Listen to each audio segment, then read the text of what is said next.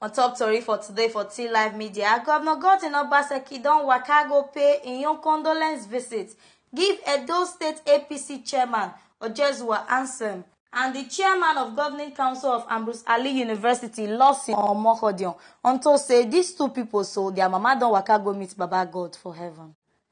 We State Governor Godwin Obaseki don go show him support for APC chairman Edo State chapter Anselm Ojezua, where him mama Mrs. Beatrice Ojezua take waka go meet Baba God for heaven. Na January 8, 2019, Mrs. Beatrice Ojezua die, and she be dead 87 years before she waka go meet God. Governor Godwin Obaseki, wey go with member of him cabinet, come pay condolence visit for Ojezua residence of Benin City. Come dey talk say late Mrs. Beatrice Lami Ojezua live better life when she dey alive, and people wey know her well go fit confirm this one. Governor Obaseki come dey talk say Mrs. Ojezua leave good legacies for her children. Governor Obaseki come dey assure Ojezua family say im administration go support them and im too go stand by them. Na so the senior son of the family, Alexander Ojezua, come thank with state governor and him entourage. This na people wey follow with governor waka come, wey they take on greet them. He thank them well on behalf of the family.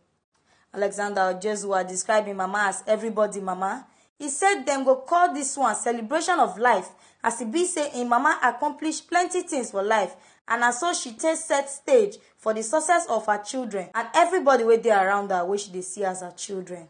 Na so Governor Godwin Obaseki come still waka go pay condolence visit, give the chairman of the Governing Council of Ambrose Ali University, Losi Omokhodion, on top say him mama don waka go meet Baba God for heaven.